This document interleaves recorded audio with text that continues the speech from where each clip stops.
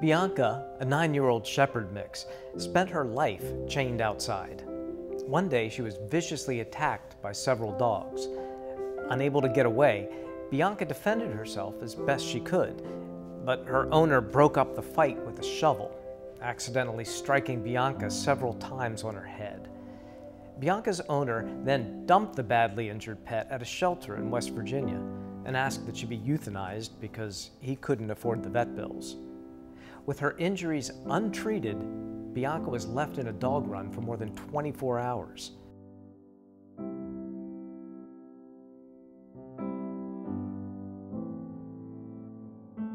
The woman that was there for the weekend said that she didn't want to put this dog to sleep because she could tell that she was still happy, even though, she had had the wound, and that she could be fixed.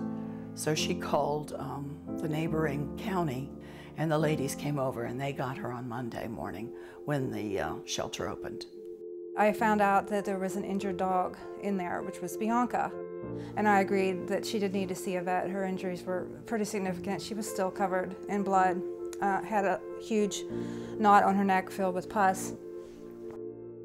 I worked with the Highland County Humane Society. We made arrangements for me to take her to their vet, which I did, and then they took over from there.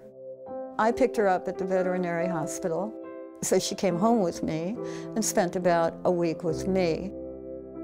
I have numerous other dogs. Depending on who I'm fostering, I have anywhere from 7 to 9, 10 dogs. It was very clear that Bianca did not feel comfortable around other dogs.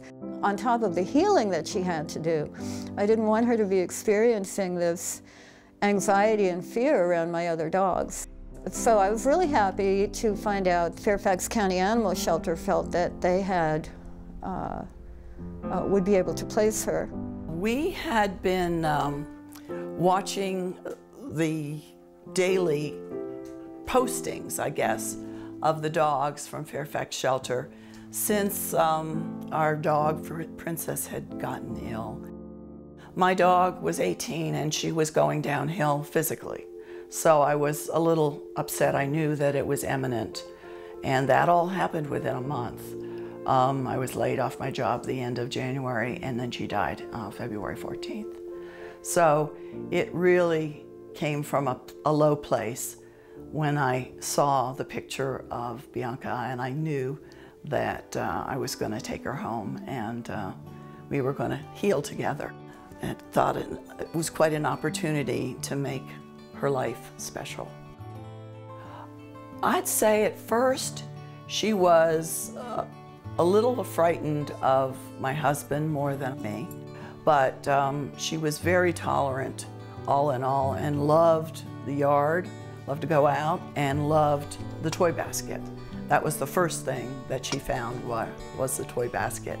And I knew she was going to be happy the minute she picked up 2 or 3 toys and just pranced around the room with them. She was at home. There's nothing better when I go grocery shopping. She actually comes running down to the garage door and she's waiting. She is very happy to see me, but I don't think it's just for the treat. I think that she's very happy in her home, and she has completed our home, and I just can't imagine life without her right now. I think most of these dogs, just given a few weeks, come around to be wonderful pets.